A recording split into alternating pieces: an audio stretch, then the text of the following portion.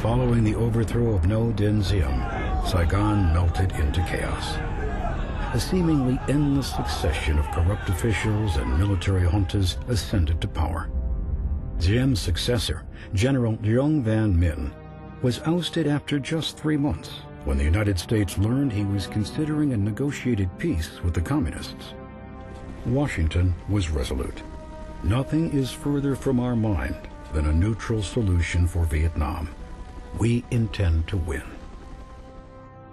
American taxpayers were shelling out $2 million a day to help a foreign army fight a civil war that was going badly and getting worse.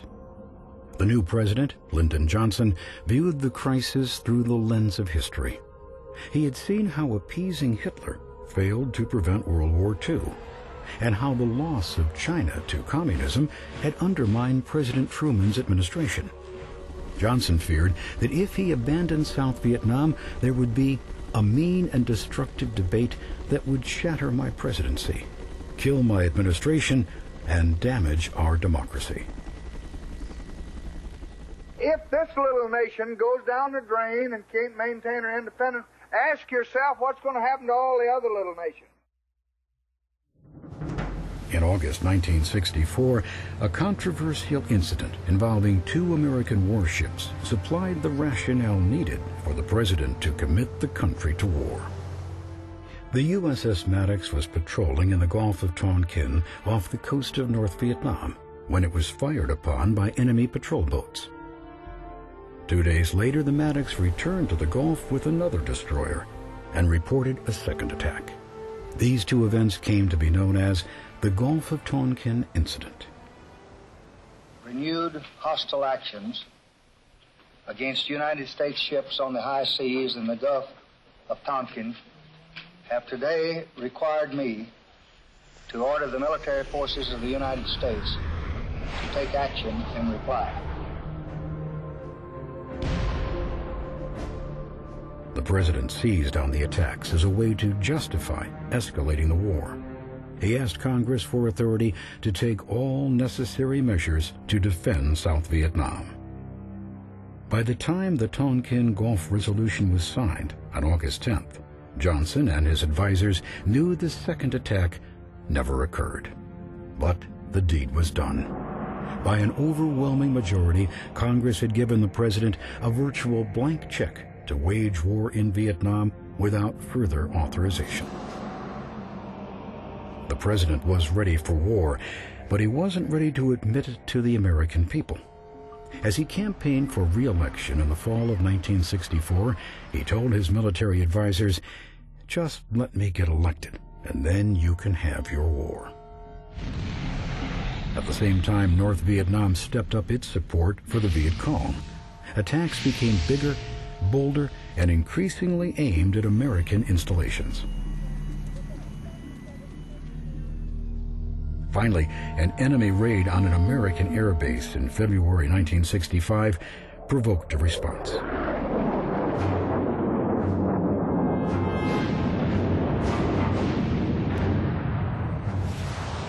President Johnson authorized the sustained bombing of targets in North Vietnam.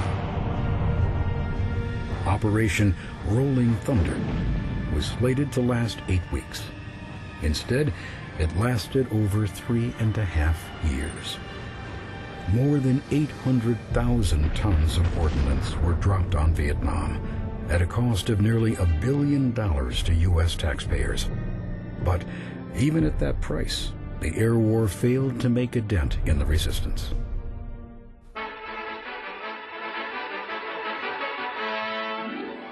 United States Marines head for security duty in South Vietnam.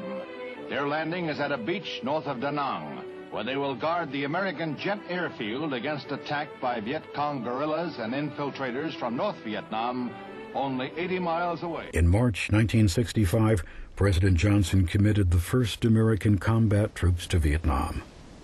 By the end of the year, 200,000 American servicemen were in country, with more on the way. We do not want an expanding struggle with consequences that no one can foresee, nor will we bluster or bully or flaunt our power. But we will not surrender. I have asked the commanding general what more he needs to meet this mounting aggression. He has told me, and we will meet his needs. South Vietnam was violently transformed as the United States laid in the military apparatus to wage war. Engineers built roads, bridges, fuel and arms depots, helicopter pads, and airfields. Harbors were dredged to accommodate American warships. The country was wired for communications, an undersea cable laid to connect Washington and Saigon. By 1967, 1 million tons of supplies each month were pouring into South Vietnam. The U.S. sought to limit casualties through the use of the latest military technology. Long-range artillery and the extensive use of air power saved countless thousands of American lives. Those who were injured could be evacuated and on the operating table within minutes, dramatically reducing the number of fatal injuries. At the height of the war, the skies over South Vietnam were the world's busiest. Fighter jets, helicopters, carpet bombers, and even a hot-rodded transport plane dubbed Puff the Magic Dragon that spewed 18,000 ammunition rounds per minute. U.S. pilots flew nearly 2 million combat missions during the conflict and dropped nearly every bomb in the American arsenal. Phosphorus bombs, napalm bombs, and cluster bombs that spawned hundreds of lethal fragments.